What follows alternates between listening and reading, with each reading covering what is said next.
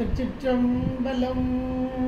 ஹர நம பார்வதீபதே ஹர ஹர மகாதேவ.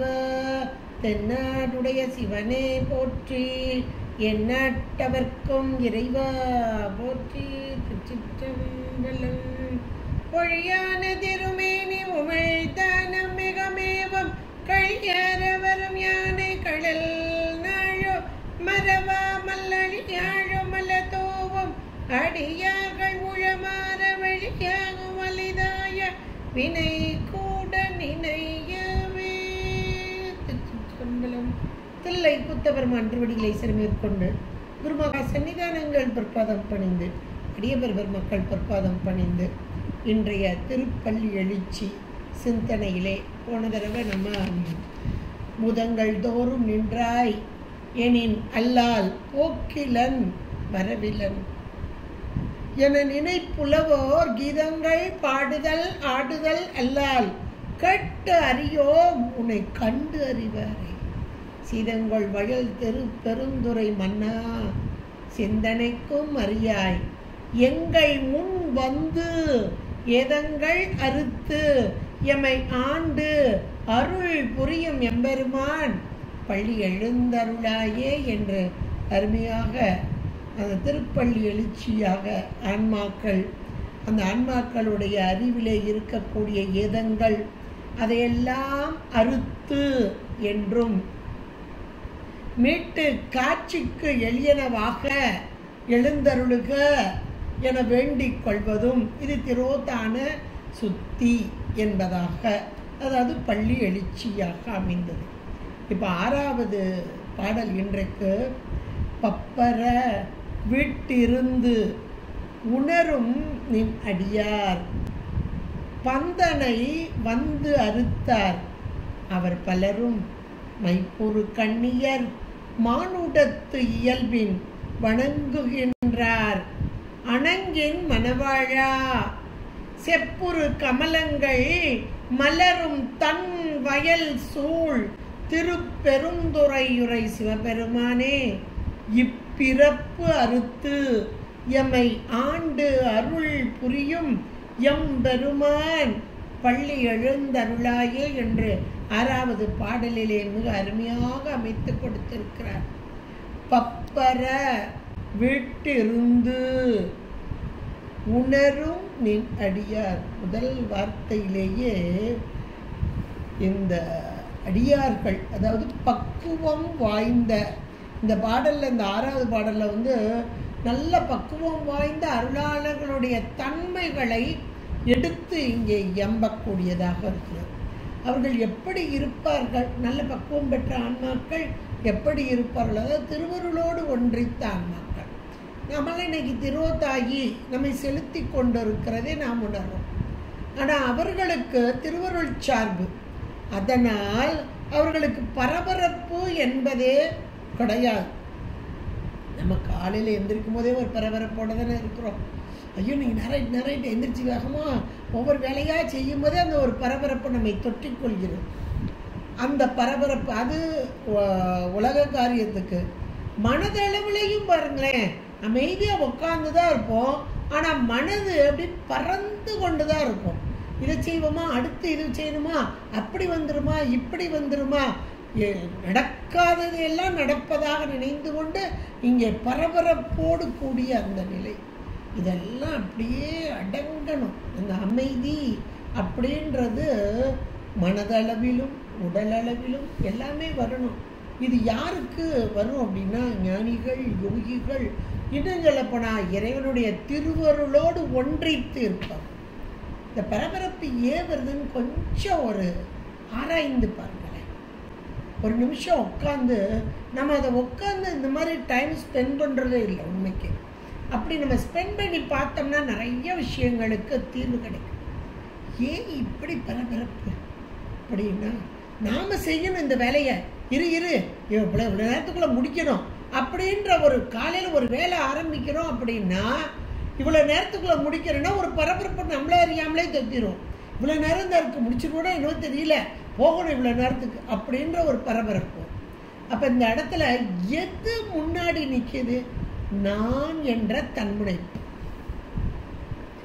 தன்னை முன்னிறுத்தி நான் செய்யணுன்ற எண்ணம் என்றைக்கெல்லாம் எந்த நிமிஷமெல்லாம் என்றைக்கு இல்லை எந்த நிமிஷம்லாம் நமக்கு உள்ள வருதோ அப்பெல்லாம் பரபரப்பு. இறைவன் திருவருள் அவர் பார்த்து நடத்துவார் அப்படின்னு உட்கார்ந்துருந்தா இந்த பரபரப்பை அப்போ ஒரு வேலையும் செய்ய முடியாது. போங்க சாந்தியக்கா, உங்கள் பேச்சை கேட்டால் ஒரு வேலையும் செய்ய முடியாது, சும்மா தான் உட்காந்துருக்கணும் அப்படின்னு நம்ம நினைப்போம். உண்மையிலேயே அந்த பரபரப்பு இல்லாத ஒரு நிலையில் இந்த காட்டிலும் 10 மடங்கு வேலை நடக்குங்க. இது நம்ம அனுபவத்தில் உணரணும். கொஞ்சம் கொஞ்சமாக அனுபவிக்கணும். இந்த பரபரப்பு நீங்கணும். நீங்குதல் அப்படின்றது மனதளவில் முதல்ல நீங்கணும். நான் செய்கிறேன்ற தன்னை முன்னிறுத்துதல் முதல்ல நிற்கணும். இறைவன் திருவருள் ஏன்னா நமக்கு அடுத்து என்ன நிகழும், என்ன நடக்கும், நாம் ஒரு பிளான் போட்டு வச்சுருப்போம். இதை செய்யணும் அதை செய்யணும். கண்டிப்பாக பிளான் போடாமல் செய்ய முடியாது, எந்த காரியம் செய்ய முடியாது. இவ்வளோ நேரத்துக்கு அங்கே போகணும், இவ்வளோ நேரத்துக்கு இந்த வேலையை செய்யணும் அப்படின்னு கண்டிப்பாக பிளான் பண்ணணும். ஆனால் அப்படி ஒரு திட்டம் வகுக்கும் போதே இறைவா அந்த இறைவனை முன்னிறுத்தி பாருங்க. அந்த இறைவனுடைய திருவருள் முன்னாடி நின்றுச்சுன்னா நாம செய்கிறோன்ற உணர்வு அப்படியே அடிபட்டு போகும். அந்த உணர்வு அடிப்பட பரபரப்பும் அடிபட்டு. இது நல்ல ஒரு அனுபவத்திலேயே நம்ம நல்லாவே உணரலாம். இதை நமக்கு திருவருட்பயன்லையும் அழகாக சொல்லியிருக்காரு. பரப்பு அமைந்து கேள்மின் இந்த அருளை அறித. ஏன்னா திருவருள் தான் நம்மை நடத்துகிறது அப்படின்ற உணர்வு மேலோங்கணும். அந்த திருவருளை உணரணும். அப்படின்னா நான் செய்கிறேன் போது அந்த பரபரப்பு, திருவருளை முன்னிறுத்திட்டோம்னா பரபரப்பு. ஒரு உமாபதி சிவாச்சாரியார் சொன்னார், பரப்பு அமைந்து கேள்மின். இது அதுக்கு ஒரு ஓமை, நல்ல ஓமை சொல்றதுல உமாபதி சிவாச்சாரியார் மாதிரி யாரும் கிடையாது. அருமையாக ஒரு ஓமை சொல்வார். இது பால் கலன் மேல் பூனை கரப்பு அருந்த நாடும் கடன். ஒன்று செஞ்சிட்டு இருக்கும் போதே இன்னொன்று தாவரம். இதுதானே நம்முடைய வேலையாக இருக்கு. இந்த வேலையை செஞ்சிட்டு இருக்கும் போதே இது முடிஞ்சோன்னு அங்கே போயிடணும், சீக்கிரமாக போயிடும். அப்படியே அந்த மனசு பாருங்க, இப்பவும் ஒரு பரபரப்பில் தான் உட்காந்துரும். அமைதியாக இதில் உட்காருவோன்ற உணர்வு வருமா வராது. அதைத்தான் நமக்காகத்தான், ஏன்னா நம்முடைய இயல்பு அதுதான். இந்த மானுடர்கள், இந்த மனிதர்கள், உயிர்கள், அந்த உயிர்களுடைய தன்மையை படம் போட்டு காண்பிப்பது இந்த அருளாளர்கள். அதில் ரொம்ப அழகாக பரப்பமைந்து கேள்மேன் இது பால் கலன் மேல் பூனை கரப்பு அருந்த நாடும் கடன் என்று மிக அழகாக எடுத்து சொன்னார். என்றால் அந்த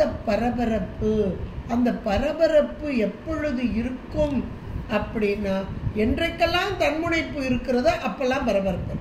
தன்முனைப்பு அடங்க அதாவது திருவருளோடு ஒன்றிக்க இது நம் செயல் அல்ல, எல்லாம் சிவச்செயல்.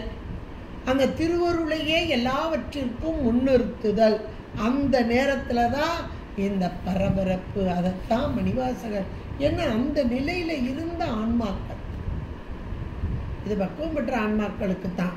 பப்பர விட்டிருந்து உணரும் நின் அடியார், அந்த வார்த்தை அப்படியே. இந்த அடியார் பெருமக்கள் எல்லாம் சதா காலமும் இறைவனை உணர்ந்து, எப்படி உணர்றாங்களா? பப்பர விட்டிருந்து, அந்த பரபரப்பு இல்லாமல். அங்க உமாபதி சிவாச்சாரியார் பரப்பு அமைந்து கேள்மின்னர். எதை கேட்டல் என்பது ஞானத்தில். இப்ப நம்ம கேட்டுக்கிட்டு இருக்கோம் பாருங்க, ஞான செய்திகளை கேட்டல். இத பரப்பு அமைந்து கேள்மின். என்னுடைய செயல் இது அல்ல, இறை செயல். அந்த தன்முனைப்பு நீங்கி திருவருளோடு ஒன்றித்து நின்றால் இந்த பரபரப்பு நீங்கும். அதை போல இந்த அடியவர் பெருமக்கள் எப்படி இருக்கா? பப்பர விட்டிருந்து அந்த பரபரப்பு நீங்கிய வண்ணமாக. அந்த பரபரப்பு நீங்குதல் அப்படின்னும் போது இந்த உயிர்களாகிய நம்மகிட்ட இருக்க பரபரப்புனா தன்முனைப்பு தானே. இந்த தன்முனைப்பு எதன் காரணமாக வருகிறது? நமக்கு நம்முடைய வினைகள், இந்த மாயா காரியமாகிய சட்டை, உடம்பு, மாயை கண்மங்களோடு கூடியது தான். இந்த மாயா காரியம் மாயை கண்மங்களோடு கூடிய நிலையில தான் இந்த பரபரப்பெல்லாம் வரும். அப்போ இந்த மாயை கர்மம் நீங்கிட்ட நம்ம கேவலத்துக்குள்ளே போயிடுவோம், நம்ம கேவலத்துக்கு போயிடுவோம். ஆனால் இந்த அருளாளர்கள் எப்படி இருப்பாங்க, அதை அப்படி நீக்கிடுவாங்க. கொஞ்சம் தன்னின் வேறாக நீக்குதல், அதான் பந்தனை வந்து அறுத்தார் அவர் பலரும். அடுத்த வார்த்தையிலேயே அதை போட்டார்.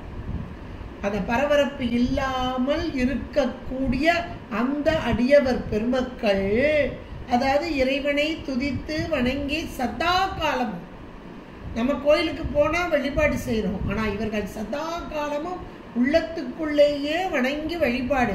அதான் அடியையே திருவடியையே நினைந்து உருகுதல் அடியார்கள்.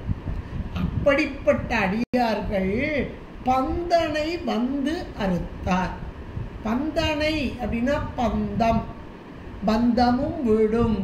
இந்த பந்தம் அகற்றும் அனந்த குண இணையார் திருவடியின் தலைமேல் வைத்தலுமே துணையான சுற்றங்கள் அத்தனையும் துறந்து ஒழிந்தேன். அப்ப அந்த பந்தனை என்பது பந்தப்படுத்துதல். பந்தப்படுத்துதல் என்பது மீண்டும் மீண்டும் பிறவிக்கு காரணமாகுதல்.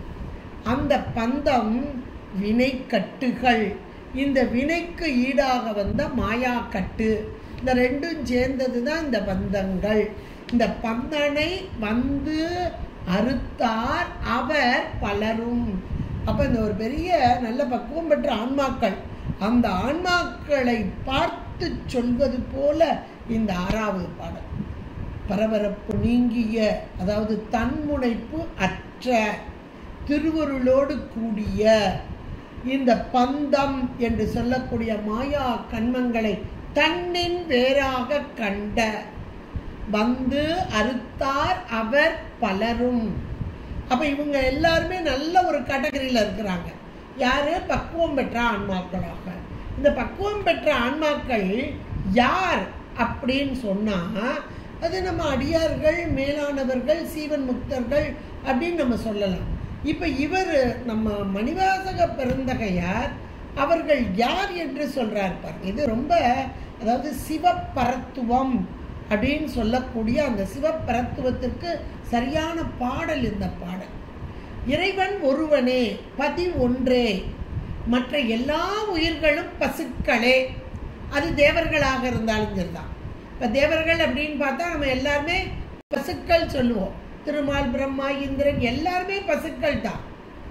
அப்ப இந்த இடத்துல முதல்ல நல்ல பக்குவம் பெற்ற ஆன்மாக்கள், அடியார்கள், சீவன் முக்தர்கள், அவர்களோடு தேவாதி தேவர்களும் இங்கே வருகிறார்கள். எதுக்கு வருகிறாங்க அப்படின்னா, பந்தனை வந்து அவர்களுக்கு இருக்கக்கூடிய கட்டு, அவங்களுக்கு கட்டுகள் உண்டானா உண்டு, அவர்களுக்கு கட்டு உண்டானா உண்டு. என்ன கட்டுகள் அப்படின்னா, அவர்களும் ஒரு காலத்திலே இங்கே இருந்து வழிபட்டு அந்த வழிபாடுக்கு ஏற்றாற் போல உடல் எடுத்து, வேற உடல், அந்த தேவலோகம்னா அவர்களுக்கு வேறு விதமான ஒரு அந்த உடல் எடுத்து காலங்கள், அப்ப அந்த உடல் காலம் வேறு, நமக்குரிய காலங்கள் எடுத்து அங்கே இருந்து அனுபவித்து கொண்டிருக்கிறார்கள். இந்த அனுபவம் இருக்கும் போதே ஏதேனும் தவறு நடந்தால் மீண்டும் இந்த பூமிக்கு வந்து அவர்களும் வழிபாடு செய்கிறார்கள். அப்ப தேவர்கள், சிவன் முக்தர்கள், ஞானியர்கள், யோகிகள், இவங்க எல்லாரையுமே பட்டியல் போடுறார். எல்லாருமே எங்க வர்றாங்க? திருப்பெருந்துறையில் இருக்கிறாங்களாம். எதுக்காக? அவர்களுடைய குற்றங்கள், அவர்களுடைய அந்த பந்தனை, பந்தங்கள் இவற்றையெல்லாம் நீக்கி இறைவனோடு திருவருளோடு ஒன்றித்து அந்த மேலான பரமுக்தியை அடைய வேண்டும் என்பதற்காக. அதை இந்த பாட்டில் ரொம்ப அழகா சொல்றார். பந்தனை வந்து அறுத்தார் அவர் பலரும். பலரும் மைப்புரு கண்ணியர் மானுடத்து இயல்பு. இவங்கெல்லாம் எப்படிப்பட்டவர்கள் அப்படின்றத இந்த 3வது வரியில சொல்றார் பாருங்க. யாரெல்லாம் இங்க தேவர்கள் ஒருவரும், சிவன் முக்தர் ஒருவரும், சிவஞானியர் ஒருவரும், யோகிகள் ஒருவரும், இப்படி எல்லாரும் இருக்காங்க பாருங்க. வந்து அறுத்தார் பலரும், பலவிதமான வகையில இருக்கிறாங்க இல்லையா? அப்ப இவர்கள் எல்லாம் யார் என்றால், மை, மை என்றால் அழகான கண்ணுக்கு மையை தீட்டக்கூடிய கண்ணை உடைய பெண்கள். மைப்புரு கண்ணியர், அழகான கண்களிலே கருமையான இந்த மையை தீட்டக்கூடிய அழகான கண்களுடைய பெண்கள். ஆனால் இங்கே மை என்பது இருள், மலம், மல வாசனை. ஏன்னா இவங்களுக்கு மலம், ஆணவ மலம்லாம் கிடையாது. ஏன்னா பந்தனை வந்து அறுத்தார் அப்படின்னா அவங்க கட்டுகள்ல இருந்து அப்படி நீக்கம் பெற்றவர்கள். அப்ப இந்த இடத்துல மை புரு அப்படின்னா மை என்பது இருள், மலம், ஆணவ மலம் கிடையாது. ஆனா மல வாசனை கொஞ்சம் இருக்கு. சீனமுத்தர்களுக்கு நமக்கு 10ஆம் சூத்திரம் 11ஆம் சூத்திரம்லாம் பார்த்தீங்கன்னா மல வாசனை. அதுவும் ஆன்ம சுத்தி தானே. 9 ஆன்ம சுத்தி தான், 10 ஆன்ம சுத்தி தான். அது சாதனத்துல வருது, இது பயன்ல வருது. அப்ப இந்த இடத்துல ஆன்ம சுத்தி அப்படின்னும் போது எதை சொல்கிறது அப்படின்னா கொஞ்சோண்டு மல வாசனை. அந்த மல வாசனை ஆன்மாவோடு, ஆன்மானா உயிர் அறிவோடு ஒட்டி கொண்டு இருக்கு. பெருங்காய டப்பால வாசம் இருக்கிற மாதிரி அதையும் நீக்க வேண்டும். அதைத்தான் மைப்பு உரு. மைனா என்றால் இருள், மலம். இங்கே மலம் என்பது கிடையாது. மல வாசனையோடு கூடிய கண்ணியர் அவர்கள் இந்த ஆன்மாக்கள். கண் அப்படின்னாலே உயிர்களை குறிக்கக்கூடிய அவர்கள் மானுடத்து இயல்பின். அருமையான வார்த்தை. அவங்க எல்லாருமே பசுக்கள். மானுடத்து இயல்பு என்ற மாத்திரத்திலே அனைவரும் பசுக்களே. அவர்கள் தேவர்களாக இருந்தாலும் பசுக்களே. அப்ப இறைவன் மட்டும்தான் பதி. அது எந்த இடத்துல இருக்க இறைவன்? இந்த திருப்பெருந்துறையிலே இருந்து நமக்கெல்லாம் அருள் பாலிக்கும் அந்த இறைவன். அது கூட அடுத்த வரையில அழகா சொல்றார், அணங்கின் மணவாழா. அணங்கின் மணவாழா, அம்மையோடு கூடிய இறைவன் மணவாளனாக சுந்தர கல்யாண சுந்தர கோலம், சுந்தர கோலம், அழகான திருக்கோலம் காட்டக்கூடிய இறைவன். எல்லாரும் வணங்குகின்றார். மானுடத்து இயல்பின் வணங்குகின்றார். யாரை? அணங்கின் மணவாழா. இங்கே இருக்கக்கூடிய திருப்பெருந்துறையிலே இருந்த அருள் பாலிக்கும் இந்த இறைவனை. எதற்காக? இந்த மலவாசனை நீங்குவதற்காக.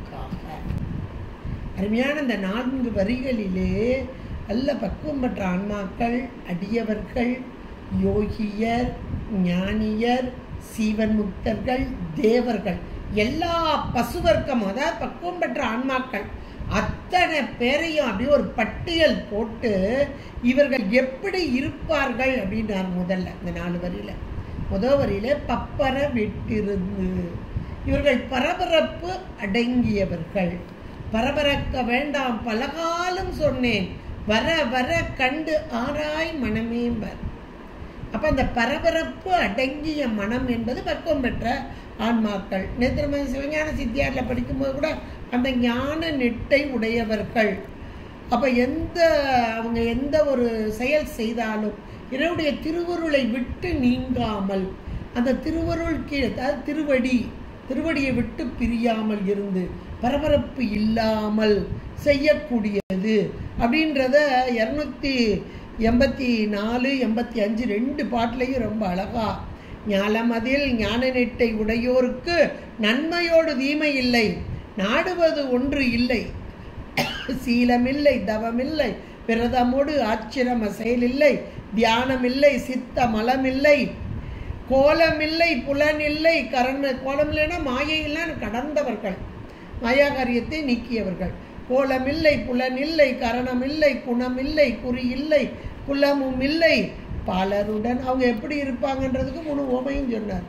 ரொம்ப அழகாக சொல்லி அப்புறம் அடுத்த பாட்டிலேயே அதை சொல்றார்.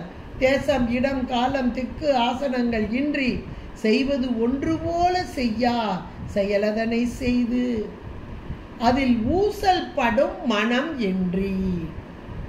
அருமையான இந்த வார்த்தையை அப்படியே பப்பர விட்டிருந்து அப்படின்றத நம்முடைய சாத்திரத்துல சிவஞான சித்தியார்ல அந்த ஞானியர்கள், அந்த நெட்டை கூடிய இருக்கக்கூடிய ஞான நெட்டையில் இருப்பவர்கள், ஊசல் படும் மனம் என்று.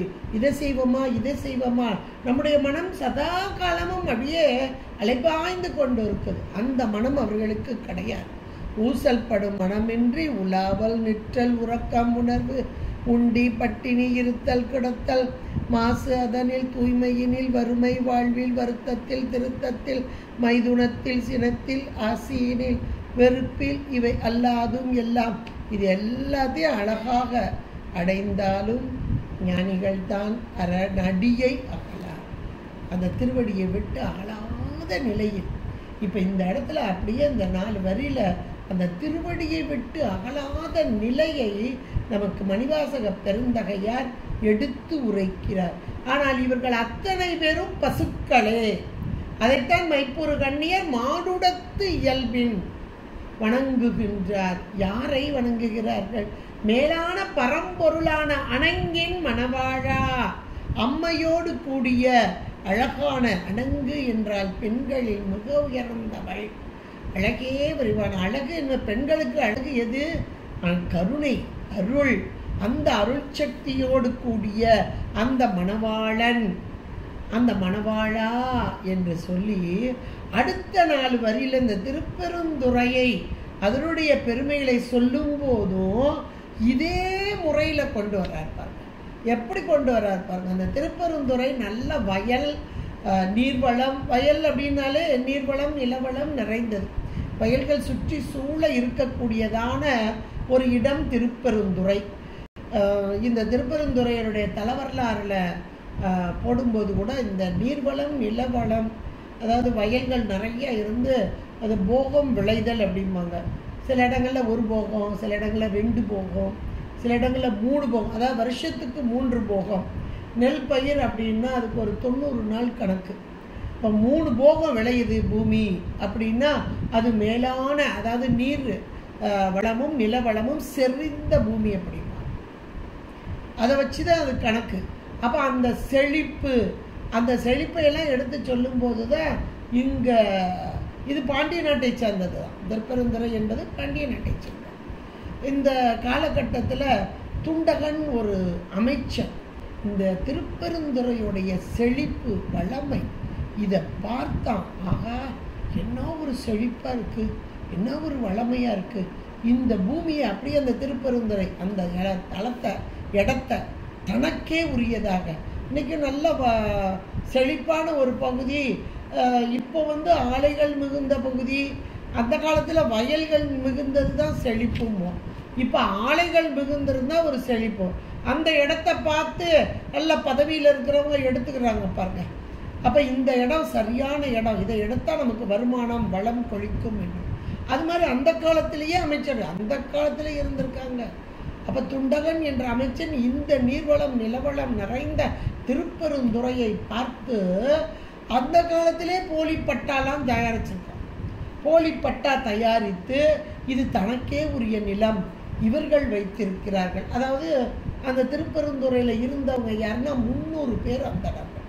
இங்கே தில்லையில் 3000 அந்தனர்கள் சொல்கிறாங்க இல்லையா, அதுபோல் திருப்பெருந்துறையில் 300 அந்தனர்கள் சொல்லுவாங்க.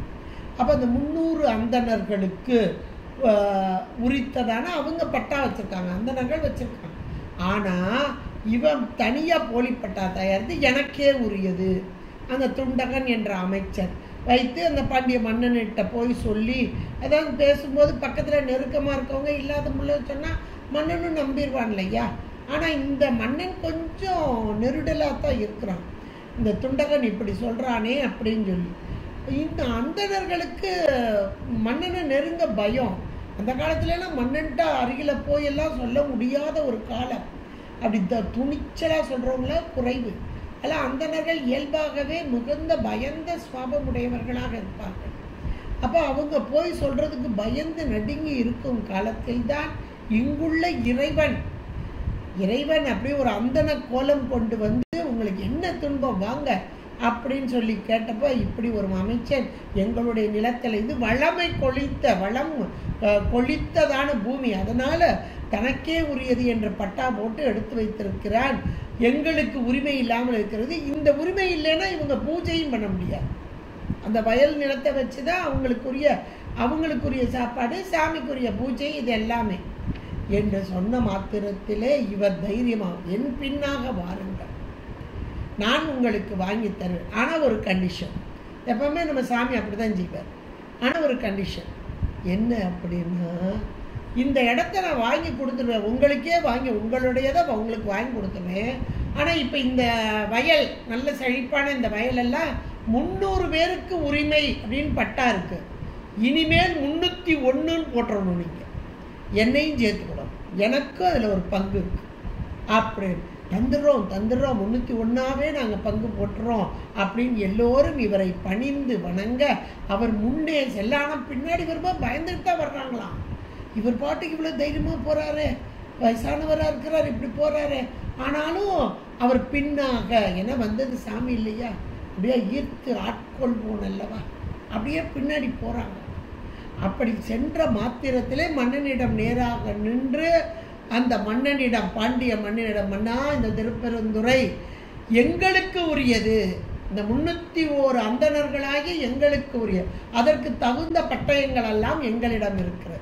அப்போ அந்த துண்டகன் அமைச்சன் இல்லை இது இவர்கள் பொய் சொல்கிறார்கள், என்னிடம் இருக்கிறது என்று அவனும் காண்பிக்க இரண்டையும் பார்த்து எது உண்மை என்று பாண்டிய மன்னன் திகைத்து நின்ற போது அங்கிருந்த அமைச்சர்களில் ஒருத்தர் சொல்றார், அதாவது இப்ப இவங்களுடைய இடம் அப்படின்னா எந்த இடத்துல என்ன இருக்கு, அதாவது இந்த இடத்துல தண்ணி, இந்த இடத்துல தண்ணி இல்லை, இந்த இடத்துல தண்ணி வர, இப்படி எல்லாம் தெரியும் இல்லையா. இப்ப நம்ம இடம்னா நமக்கு தெரியும். அப்போ யாருக்கு தெரிகிறது என்பதை நீங்கள் சோதித்து அறியுங்கள் என்று சொல்ல அதுவே சரி என்று அங்கே மன்னன் வந்தானா. குதிரையின் மீது ஏறி பாண்டிய மன்னன் வர அந்த மன்னனோடு கூடி இவர்களும் புடைசூழ வர இங்கே வந்து அந்த திருப்பெருந்துறை அந்த ஔடையார் கோவில் அதில் ஈசான மூலை அந்த இடத்துல ஒரு இடத்தை கை காட்டி இந்த இடத்தில் நீர்வளம் உண்டா இல்லையா. இன்னைக்கு அந்த இடத்துல ஒரு கிணறு இருக்கு, போனீங்கன்னா பாருங்க. ஈசான மூலை அந்த ஔடையார் கோயில ஈசான மூலையில இந்த இடத்தில் நீர்வளம் உண்டால், அதாவது அந்த காலத்தில் நீர் இருக்குன்னா அந்த இடத்துல கிணறு தோண்ட. இன்னைக்கு நம்ம அப்படி செய்வோம், இந்த கிணறு தோண்டணும்னா இந்த இடத்துல நீர் இருக்கா இல்லையான்னு பார்த்துட்டு தோண்டுவோம். அது பார்க்குறதுக்கே சிலர் இருக்காங்க. இப்போ அவங்க பகுதின்னா அவங்களுக்கு ஓரளவுக்கு தெரியும் உண்டா இல்லையா என்று முதல்ல துண்டகன்ட்ட கேட்குறார்.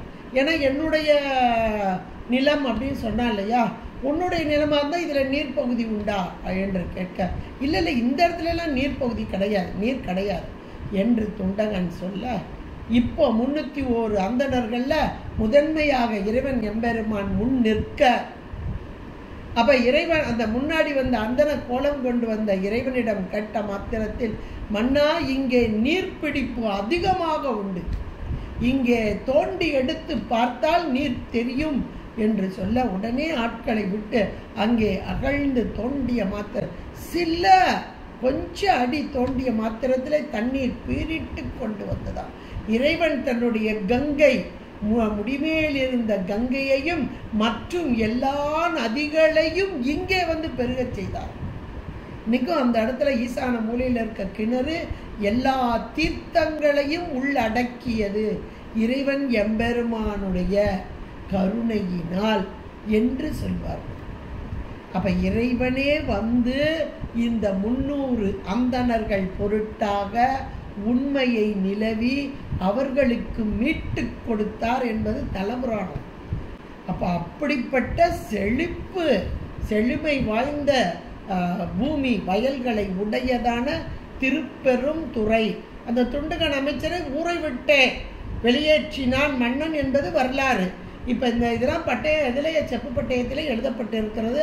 அங்கே இருக்க ஸ்டாச்சூஸ் நீங்கள் போனீங்கன்னா அந்த சிற்பத்திலேயே மன்னன் குதிரையின் மீது வருவதும் இந்த கிணறு அந்த இடத்துல அந்த காட்டி அந்த நீர் காட்டி அந்த இடத்துல காட்டிய கோலமும் அந்த சிற்பங்களாகவே அமைக்கப்பட்டிருக்கும். அதெல்லாம் பார்த்து மகிழுங்க. உண்மையில பார்க்கும்போதே மனம் நெகிழ்ச்சி அடையக்கூடியதாக இருக்கும். அப்படிப்பட்ட செழிப்பு வாய்ந்த இந்த திருப்பெருந்துறையை அழகான ஒரு உவமை எடுத்து சொல்றார் பாருங்க.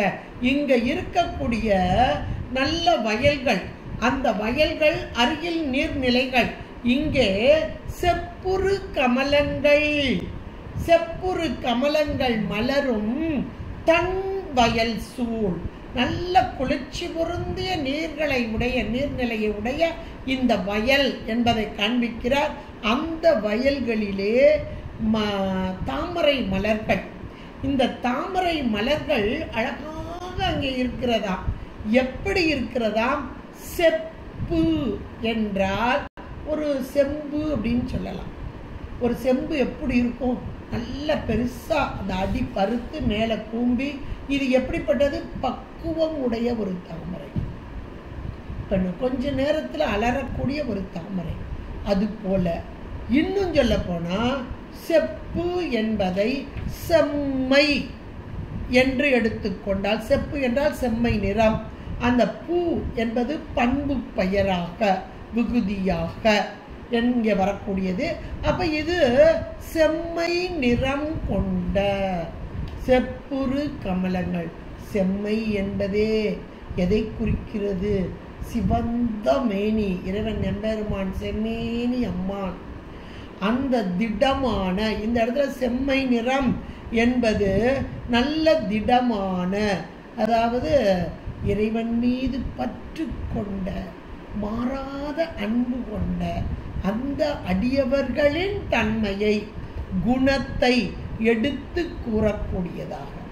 ஒரு பக்கம் திருப்பெருந்துறையில் உள்ள வயல், அந்த வயல்ல உள்ள வளம், வயல்ல நீர் எப்பவும் நிறைஞ்சிருக்கான், வயல்ல எப்பவும் நீர் இருக்குனாலே செழிப்பு. அப்படிப்பட்ட இடங்கள்ல தான் நெல் விளையும். நெல், கரும்பு, வாழை மூன்றுமே விளைகிறது. அப்படின்னா அந்த இடம் நீர்வளமும் நிலவளமும் நிறைந்தது. இப்ப இந்த இடத்துல வயல்ல எப்பவும் தாமரை எங்க இருக்கும், சதா காலம் தண்ணீர் இருந்தா தானே தாமரை இருக்கும். அப்ப வயல் எப்பவும் தண்ணீர் நிறைஞ்ச அளவுல இருக்கான். அந்த இடத்துல இந்த தாமரைகள் அழகாக மலர்ந்து, அதுவும் எப்படி இருக்கு, பக்குவமற்ற தாமரை மலர்களாக செப்புரு அல்ல செம்மை நிறம் கொண்டதான செப்பை போல கமலங்கள் மலரும் தன் வயல். அல்ல அந்த மலர்ந்த நிலையிலே, இந்த மலர்ந்து மலராத நிலைன்னு சொல்லுவாங்க பாருங்க, அந்த நிலையிலே இது ஒரு பக்குவம் பெற்ற ஆன்மாக்கள் சுற்றி சூழ இருக்கும் பகுதி என்பதையும் இங்கே ஓமையாக அழகாக காட்டினார். வயலோடைய பெருமை. இன்னொன்று, ஒரு ஊர் நல்ல செழிப்பாக இருக்குன்னா என்ன பொருள்னா, அந்த ஊர் மக்கள் நல்லா, இந்த வயல் நல்லா வளைஞ்சிட்டா ஊர் மக்கள் நல்ல வளமையான வாழ்வு வாழ வாழ்வு. வளமையான வாழ்வு அப்படின்னு சொன்னாலே இறைவன் திருவுருள் சாநித்தியம் பெற்றது. நல்ல பூ போட்டு கும்பிட்டுருக்கான், நல்ல வாழ்வு வாழ்கிறான் அப்படின்னு நம்ம சாதாரண ஒரு மொழியில் சொல்லுவோம் பாருங்க. அது போல, ஏன்னா இங்கே உள்ள தன்மையை, மக்களின் தன்மையை, இந்த ஊரில் இறைவனுடைய திருவுருள் நிறைந்திருக்கும் தன்மையை இங்கே நமக்கு பட்டியல் போட்டு ஒவ்வொரு வார்த்தையில எடுத்து சொல்றார் இந்த பாடல்ல. அதாவது செப்புரு கமலங்கள் மலரும் தன் வயல் சூழ் திருப்பெருந்துறை உரை சிவபெருமானே. பெரும் துறையாக, திரு நிறைந்த பெருந்துறையாக, அந்த திருவாகிய இறைவன் எம்பெருமான் குருவாக வந்து நம்மை ஆட்கொள்ளும் துறையாக, அப்படிப்பட்ட உயர்ந்த துறையை துறையிலே உரைகின்ற, எல்லா இடங்களிலும் இறைவன் உரைகின்றார். பார்க்கும் இடமெல்லாம் நிற்கமர நிறைந்திருக்கும் பரம்பொருள் இங்கே வெளிப்பட்டு தோன்றக்கூடியவன். ஏன்னா இவ்வளவு பக்குவ ஆன்மாக்கள் சுற்றி சூழ புடைவர இருக்கும் பெருமான் வெளிப்பட்டு தோன்றக்கூடியவன் சிவபெருமானே என்று சொல்லி, இப்பிறப்பு அறுத்து எம்மை ஆண்டு அருள் புரியும். இப்பிறப்பு, இந்த பிறவி, இந்த மானுட சட்டை தாங்கிய இந்த நேரத்திலேயே, அதாவது இந்த பிறவிலே கொஞ்சம் நமக்கு கூட அந்த மாதிரி எல்லாம் ஒரு ஆசை வரத்தான் செய்யுது. ஐயோ சாமி, எத்தனையோ பிறவி பிறந்தாச்சு அப்படின்னு சொல்கிறோம்.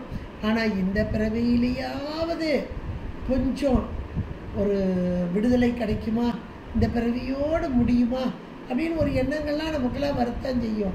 வந்து என்ன செய்ய, நமக்கு இன்னும் பக்குவம் வரலையே, ஏதோ கேட்கறதுக்காவது இந்த பிறவியில் சுவாமி நமக்கு அருள் பாலித்திருக்கிறாரே என்று நினைக்கணும். ஏன்னா கேட்டல் நிலையிலிருந்து நீ எவ்வளோ பெரிய நிலைகளெல்லாம் இருக்கிறது. இந்த கேட்டல்லையே நம்முடைய உணர்வுகள் எல்லாரும் ஒரே மாதிரியா உணர்றோம். அதுக்கு காரணம் நம்முடைய அறியாமை. அந்த அறியாமை போனால் கூட அந்த வாசனை இன்னும் போகலையே. இதெல்லாம் நீங்கினால்தானே உண்மை அறிவு விளக்கம், இதெல்லாம் நம்முடைய உயிரின் அறிவிலே தெளிவாக இருக்கும். அந்த தெளிந்த நிலை வரும்போது தானே பரபரப்பு அடங்கும். பரபரப்பு அடங்கிய மாத்திரத்திலே என்னுடைய திருவடியில் ஒன்றிக்கும் நிலை வரும். இந்த நிலையெல்லாம் நமக்கு அப்படியே ஒவ்வொன்றா பட்டியல் போட்டு காமிக்கிறார். ஏற்கனவே இருந்தவர்கள், அங்கே இருந்தவர்கள் எப்படி இருக்கிறார்கள், இவர்களைப் போல நாமும் வர வேண்டும். வருவதற்கு உறுதுணையாக இருப்பது இந்த துறை. இந்த துறை பெருந்துறை. திருவாகிய இறைவன் எம்பெருமான் மணவாள கோலம் கொண்டு வந்த இறைவன் பசுக்களாகிய நம்மை ஆட்கொள்வதற்காக மணவாள கோலம் கொண்டு வந்த இறைவன். அதிலையும் பசுக்கள் என்ற மாத்திரத்திலே மைப்புறு கண்ணியர் என்று மிக அழகாக சொன்னார். அழகான மைதீட்டிய பெண்களாக, அழகுடைய பெண்களாக, பக்குவம் பெற்ற பெண்களாக இதோ நாங்கள் இருக்கிறோம், தயாராக இறைவனோடு அந்த பதியோடு ஒன்றித்து இருப்பதற்காக. ஏன்னா மணிவாசகர் தன்னை பெண்ணாக்கி இறைவனை பதியாக ஆனாக்கி அந்த மணவாளனை ஒன்று சேரும் மணவாட்டியாக காதலன் காதலி மேலான சாயுஜ்யம் என்று சொல்லக்கூடிய அந்த நிலையிலே வைத்துத்தான் வணங்குகிறார். அந்த நிலையிலே வைத்துதான் இந்த பாடலும் அணங்கின் மணவாழா என்ற மாத்திரத்திலே மணவாள கோலம் கொண்டு வந்த இறைவன் அந்த திருவாக வந்து இந்த பக்குவமுள்ள இந்த ஆன்மாக்கள் இங்கே சுற்றி சூழ இருக்க. ஏன்னா இந்த தளத்துக்கு வந்துட்டாலே இந்த பக்குவமற்ற ஆன்மாக்கள் தான் இங்கே வர முடியும். அவ்வளவு உயர்ந்த துறை, பெருந்துறை. அந்த பெருந்துறை உரை சிவபெருமானே இறைவனுக்கு நெருக்கமாக அணுக்கமாக. இந்த மணவாள கல்யாணம் பண்ண போற ஒரு பெண்ணுன்னா அதுக்குரிய தகுதி இருந்தால் தானே கல்யாணம் வைப்பாங்க. அந்த பெண் ஒரு வயதுக்கு வரணும், வயதுக்கு வந்து இத்தனை வருடங்களாகி பிள்ளை ஒரு பக்குவமாக இருக்குது, இப்போ கல்யாணம் மாப்பிள்ளை பார்த்துடலாம் அப்படின்னு தாய் தகப்பன் ஏற்பாடு பண்ணணும் இல்லையா? அப்போ அதே போல் எந்த பக்குவம் பெற்ற ஆன்மாக்கள் தானே அந்த மணவாளன் காத்துக்கிட்டு தான் இருக்காரு. மணவாளன் காத்துக்கிட்டு இருக்கார். இங்கே மணிவாசக பெருந்தகையாருடைய நீங்கள் வரலாறை எடுத்து பாருங்க. அங்கே கிளம்பிட்டாராம், எங்கே குதிரை வாங்குறதுக்கு மன்னன் சொல்லிட்டான், நம்ம வாதவூரரை அனுப்பலாம் அப்படின்னு சொல்லி ஏராளமான பொண்ணும் பொருளும் கொடுத்துட்டு கிளம்புறாரு. இவர் அங்கே கிளம்புறாருன்னா இங்கே வந்து சேரக்கு எத்தனை நாளாகன்னு யோசிச்சுக்கோங்க. பாண்டிய நாடு மதுரையிலேருந்து திருப்பரங்குன்றம் வரணும். இப்போ நம்ம காரில் போனால் கூட ஒரு 4-5 மணி நேரம் ஆகணும் வைங்களே. அப்போ அவர் வர்றாருன்னா பல்லக்கில் வருவார். அப்போ அவ்வளோ நாள் ஆகும். அப்படின்னா அவர் அங்கே கிளம்பும் போதே இங்கே வந்து உட்காந்துட்டார். திருப்பரங்குன்றையில் குந்தமரத்து கீழே வந்து உட்காந்துட்டார். கிளம்பும் போதே உட்காந்துட்டார். என்ன ஒரு கருணை பாருங்க. அதான் திருவாதவூரன் கிளம்பி விட்டான். இதோ அவனை ஆட்கொள்ளும் வண்ணமாக பூத கணங்களை எல்லாம் இங்கே முன்பாக சீடர்களாக்கி அந்த குருந்தமரத்து கீழே உட்கார்ந்து காத்து கொண்டு இருந்தான். இதுதான் இறைவனுடைய பெரும் கருணைக்கு சான்று. அப்ப எப்போ பக்குவம் பெறும் ஆன்மா என்று காத்து கொண்டிருப்பான். அது இனிமேல் வரப்போறான், வந்த பிறகு பார்த்துக்கிடலாம் அப்படியெல்லாம் இல்லை. இதோ புறப்பட்டு விட்டான். இதுக்கு என்ன புரியுது நமக்குன்னா, ஆன்மா பக்குவம் அடையும் அந்த நேரத்திலே சூரியன் வந்து அங்கே தீண்டி மலரானது மலரும். இது அட் அ டைம்ல நிகழ்றது. இதான திருப்பள்ளி எழுச்சி. இந்த காலை நேரம், இந்த காலை நேரம் என்பது எத்தனை ஒரு அருமையான ஒன்று. இந்த அதிகாலை நேரத்திலே இந்த ஆன்மா அந்த அறிவு இறைவனோடு ஒன்றித்து இருக்கிறது என்றால் பக்குவம் பெற்ற ஆன்மாக்கள் தான் வண்டுகளாக ரீங்காரம். ஏன்னா வாசம் அதுக்கு தான் தெரியும். இதோ மலர்கிறது என்று வாசத்தை நுகர்ந்து ரீங்காரத்தோடு கூடி வந்து மலர்களில் அமர்ந்து அந்த தேனை உறிஞ்சக்கூடியது. இது பக்குவம் பெற்ற நிலை. இதெல்லாம் இந்த காலையில நேரத்தில் நிகழ்றது. இதெல்லாம் இந்த திருப்பள்ளி எழுச்சி இந்த நேரத்தில் நிகழக்கூடிய செய்திகளை எல்லாம் அப்படியே ஒன்று சேர்த்து அழகா நமக்கு இந்த ஆன்ம பக்குவம், இந்த ஆன்மா பக்குவம் அடையும் அந்த நேரத்திலேயே இறைவன் இங்கே வந்து அதுக்கு முன்னாடியே வந்துடுறான் சாமி. இப்போ வருது அப்படின்னா அதுக்கு முன்னாடியே வந்து இதோ காத்து கொண்டு இருக்கிறேன் என்பது போல எவ்வளவு ஒரு அன்பு கருணை. இந்த கருணைக்கு எல்லையில்லை நின் கருணை எம்பிரான் ஏது கொண்டு நான் ஏது செய்யணும் வல்லையே எனக்கு அப்படின்னா அந்த நிலை இங்கே அருமையாக இந்த இடத்துல காமிக்கிறார்.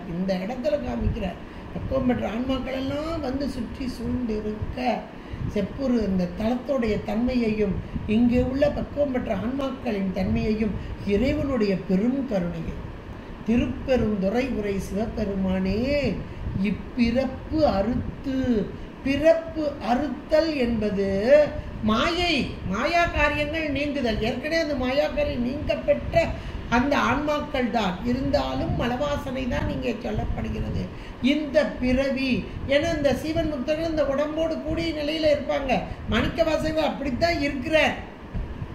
உடம்போடு கூடிய நிலையிலே மாயா காரியமான உடம்பு இருக்கிறதான்னு என்ன இருக்கு. ஆனா அந்த மாயா காரியங்கள் எல்லாம் சிவக்கரணங்களாக மாறி சதா காலமும் இறைவனை துதித்து கொண்டுதான் இருக்கிறது. ஆனா நம் போன்றவர்களுக்காக சொல்வதற்காக இப்பிறப்பு அறுத்து எம்மை ஆண்டு, அடுத்த வார்த்தை அறுக்கிறது மட்டும் இல்லை, அந்த நீக்குதல் பாசங்களை நீக்குதல் மட்டும் இறைவனுடைய வேலை இல்லை. அதனால நமக்கு ஒன்றும் இல்லை, அந்த இன்பத்தை கொடுக்கணும். அதான் ஆண்டு, அந்த ஆட்கொள்ளுதல், அப்புறம் அருள் புரிதல். 3 விதமா இருக்கு பாருங்க. இப்பிறப்பு அறுத்து எம்மை ஆண்டு, அதாவது மாயா கண்மங்கள் எல்லாம் நீக்கப்பெறுதல். ஆணவமலம் முதல்ல போனாதான் இந்த மாயா கண்மெல்லாம் அது கொஞ்சம் அடங்குனா தான் இதெல்லாம் போகும். அப்ப முதல்ல ஆணவமலம் அடக்குதல், அது நீக்கப்பெறுதல் அடக்குதல். அப்புறம் இந்த மாயா கண்மங்கள் எல்லாம் அப்படியே அறுத்தல், சுட்டரித்தல் பாங்க. நமக்கு உண்மை விளக்கத்துல எல்லாம் அந்த குருவோடைய பார்வை பட்ட மாத்திரத்துல இங்கே கண்மமலம் சுட்டு எரிக்கப்படும் அப்படின்றதெல்லாம் நம்ம பார்த்துருக்கோம். இப்பிறப்பு அறுத்து அது மட்டும் இல்லை, பாசங்களை அறுத்தல் மட்டும் இல்லை, ஆண்டு கொள்ளுதல். நீ ஆண்டான் நான் அடிமை என்ற உணர்வு மேலோங்குதல். இது 10ஆம் நூற்பா ரொம்ப அழகாச்சு. இறைப்பணி நிற்க, ஏகனாகி நிற்க, இறைப்பணி நிற்க. அந்த 2 வார்த்தை. ஏகனாகி நிற்றல் ஒன்று, நீ வேறு நான் வேறு அல்ல, நீயும் நானுமாய் ஏக போகமாய் ஒன்றி நிற்கும் அந்த உயர்வு. அந்த நிலைதான் இன்பத்தை தரும் நிலை, அந்த மேலான ஒரு நிலை. அதுதான் ஆண்டு. அருள் புரிதல், ஆண்டு கொள்ளுதல் ஒண்ணு, அருள் புரிதல் 11ஆம் நூற்பா. இந்த நிலையில இருக்கிறவங்க 12ஆம் நூற்பா. இப்படி வரிசையா நீங்க போட்டு பார்த்தீங்கன்னா இந்த பாடல், அதாவது பக்குவம் பெற்ற ஆன்மாக்களுக்கு, அந்த பக்குவம் பெற்ற ஆன்மாக்களுடைய தன்மையை பட்டியல் போட்டு வரிசையாக நமக்கு எடுத்து சொல்கிறார் மணிவாசக பெருந்தகையார். இப்பிறப்பு அறுத்து எமை ஆண்டு அருள் புரியும். இந்த அருள் புரிதல் என்பது இன்பம், பேரின்பத்தில் திளைக்க வைத்தல். பேரின்பத்தில் அந்த பக்குவம் பெற்ற பெண் ஒரு ஆண்மகனோடு திருமண உறவு பந்தம் கலந்த மாத்திரத்திலே ஆணும் பெண்ணுமாக கூடி சிற்றின்பத்திலே திளைக்கிறார்கள். அந்த இன்பத்திற்கு ஈடு இணை உண்டோ என்று பேசிக்கொண்டிருக்கிறார்கள். இந்த சிற்றின்பத்தையே வெளியே எப்படி என்பது சொல்ல முடியாத ஒன்று. ஆனால் இந்த ஆன்மா அந்த இறைவனோடு பரம்பொருளோடு ஒன்றித்த பேரின்ப நிலையை மணிவாசக பெருந்தகையார் மிக அழகாக படமிட்டு காட்டுகிறார். அந்த அருள் என்பது பேரின்ப நிலை. அந்த பேரின்ப நிலையை கோத்தும்பிலாம் அழகா சொல்லிக்கார். திண்ணை தன்னை உள்ளதோர் பூவினில் தேன் உண்ணதே, நின்னை தொறும் காந்தரோ பேசுந்தோறும் எப்போதோ அனைத்தெல்லும் உள்நெக ஆனந்தத்தேன் சோரியோ குடிப்புடையானுக்கே சென்றுதாய் கோத்தும்பி. அனைத்து எலும்பு உள்நெக. அப்ப அந்த ஆனந்தத்தேன் எப்படி இருக்குன்றதை சொன்னார் பாருங்க. அதே மாதிரி ஆண்டு அருள் புரியும் எம் பெருமான். எம் பெருமான் என்ற மாத்திரத்திலே இந்த உயிர்களின் தலைவன் எம் பெருமான், மேலான அந்த தலைவன். தலைவன் ஒருவன் தான், உயிர்களோ பல அதையெல்லாம் அழகா எடுத்து சொல்லிட்டார். பள்ளி எழுந்தருளாகி பள்ளி எழுதல் என்ற மாத்திரத்திலே இதுக்காரும் உயிரின் அறிவிலே இருந்த இறைவன் இன்னைக்கு இருக்கிறார், எப்பவும் இருப்பார். கேவல நிலையில, சகல நிலையில, சுத்த நிலை எல்லாவற்றிலும் இருக்கார். ஆனால் இந்த சுத்த நிலை என்பது இங்கே காட்டப்பட்டது. கேவல நிலை ஒன்றும் தெரியாது. இப்போ சகல நிலையில உடம்போடு கூடியிருந்து நாம் அறிகிறோன்னு சொல்லிக்கிட்டு அறியாமல் இருப்போம். அறிகிறன்னு சொன்னாலே அறிய முடியாது. ஏன்னா சகல நிலையில கருவிகரணங்களோட இருக்கும். கருவிகரணங்களோடு கூடி இருந்து இறைவனை அறிய முடியுமா? ஒரு காலம் அறிய முடியாது. அப்போ நான் சாமியை பார்த்தேன் வச்சேன்னு எல்லாம் சொல்கிறாங்களே, சொல்லிகிட்டே இருக்க வேண்டியதுதான். அவ்வளோதான். பசுஞானத்தினாலும் பாசஞானத்தினாலும் பார்ப்பரிய பரம்பரன் பதிஞானத்தை. அப்போ பதிஞானம் எந்த பதிதல், அந்த திருவருள் பதிதல், அந்த நிகழ்வு தான் இங்கே. அந்த பதிஞானத்தினாலே இந்த பெருமான் என்னை ஆட்கொண்ட தன்மை, அதை உணர்ந்த மாத்திரத்தில் பேச்சே அடங்கிடும். அப்ப வெளியவே சொல்ல முடியாது, என்ன நிலைனே சொல்ல முடியாது. ஆனாலும் இந்த பெருமக்களை சுவாமி சொல்ல வைத்தார். அப்ப இந்த வாசகம் அவர்களிடமிருந்து வந்ததா, இந்த திருவிடமிருந்து வந்ததா? ஒரு நிமிஷம் யோசிச்சுப்பார். இதை கந்தர் அனுபூதியிலையும் சொல்வார். நானாப்பா சொன்னேன், என்னுடைய செயலா, என்னுடைய சொல்லா, எல்லாம் அவன் செயல். யாம் ஓதிய கல்வியும் எம் அறிவும் தாமே பெற வேலவர் தந்ததனால்.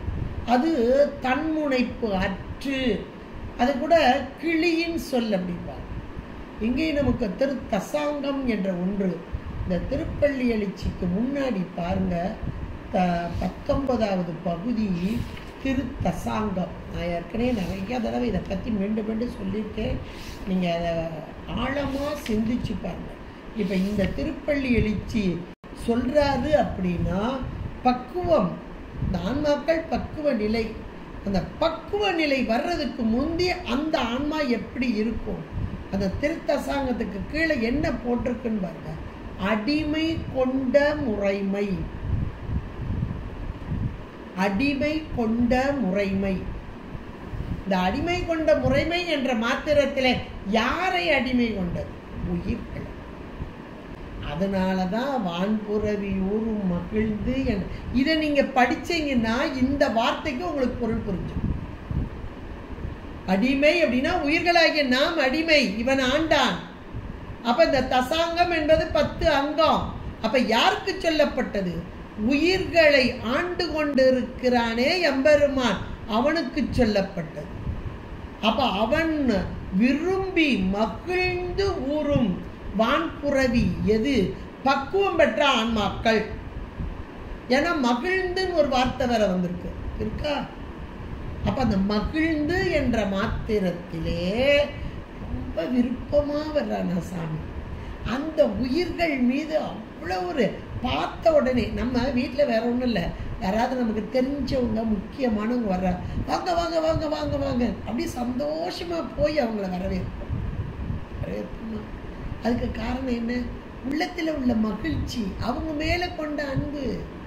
அவங்க போயிட்டு வரேன்னு சொன்னா கூட வாசல்ல வந்து அவங்க கார்ல ஏறுற வரைக்கும் பக்கத்திலே நிற்போம். இதெல்லாம் அன்பு.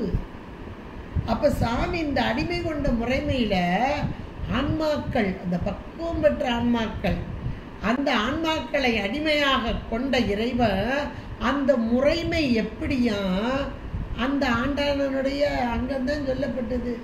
அப்ப அவனுக்குரிய ஊர்தி எது? வேதங்கள் இல்லை, வேதங்கள் இல்லை. இந்த இடத்துல வேதங்கள் இல்லை. வான் புறவி என்ற மாத்திரத்திலே அந்த சித்து ஆகாசம் என்ற அந்த அறிவு வெளியை தனக்கு இடமாக கொண்டான். எப்படி? அவன் ரொம்ப குதிரை ஓட்டுறது ரொம்ப பிடிக்கும் சாமிக்கு. நிறைய இடங்கள்ல பாருங்க, குதிரை ஓட்டு மேலே ரொம்ப சந்தோஷம் வர்றாரு. நிறைய குதிரை வச்சிருக்காரு, நிறையையும் குதிரையாக்கி வச்சார்ல. வேதங்களை குதிரையாக்கினது ஒரு பக்கம், நிறைய குதிரையாக்கினார்ல. ஆனா மகிழ்ந்து ஊர்றது எங்கேயா? இந்த பக்குவம் பெற்ற ஆன்மாக்களைத்தான். பக்குவம் பெற்ற ஆன்மாக்களின் அறிவிலே இருந்து அப்படி சந்தோஷமா வருவாங்க. எப்போ அந்த சந்தோஷத்தை தான் இங்கே சொல்கிறார். இப்போ இந்த தசாங்கத்தில் அடிமை கொண்ட முறையை சொல்லி திருப்பள்ளி எழுச்சியில் இங்கே வணங்குகின்றார். அணங்கின் மணவாளா, அணங்கின் மணவாளா, நல்ல கல்யாண சுந்தர கோலம் கொண்டு வந்து இங்கே ஆட்கொண்டது, இந்த ஆன்மாவை தனக்காக ஏற்றுக்கொண்டது. அப்படிப்பட்ட இறைவன் பள்ளி எழுந்தர இதுகாரும் உயிருக்கு உயிராக இருந்த இறைவன் எம்பெருமான் இந்த பக்குவம் பெற்ற ஆன்மாக்கள், அந்த ஆன்மாக்களிடம் அப்படியே அந்த அருள் வீழ்ச்சி ஒளி வெள்ளமாக வெளிப்பட்டு தோன்றும் நிலை. என இருள் மலத்தோடு கூடிய ஆன்மாக்கள் இப்ப இருள் தேய்ந்ததும் இந்த ஒளி மிகுந்ததுமாகிய திருப்பள்ளி எழுச்சி, இதைத்தான் திரோதான சுத்தி என்றும் திருப்பள்ளி எழுச்சி என்றும் பக்குவம் பெற்ற ஆன்மாக்களுடைய உயிர் அறிவிலே இருந்து பேரின்பம் தரும் பொருளாகவும் மணிவாசகர் பெற்றார். நம்மையும் பெரும்படியாக அருமையான வார்த்தைகளாக்கி இங்கே தந்தார் என்று சொல்லி திருப்பள்ளி எழுச்சியில் 6வது பாடலாக அமைந்ததை சிந்திப்பதற்கு இறைவனுடைய திருவருளும் குருவருளும் கூட்டியமைக்க நன்றி கூறி அமைவோம். திருச்சிற்றம்பலம். ஹர பார்வதி பதே, ஹர மகாதேவ. தென்னாடுடைய சிவன்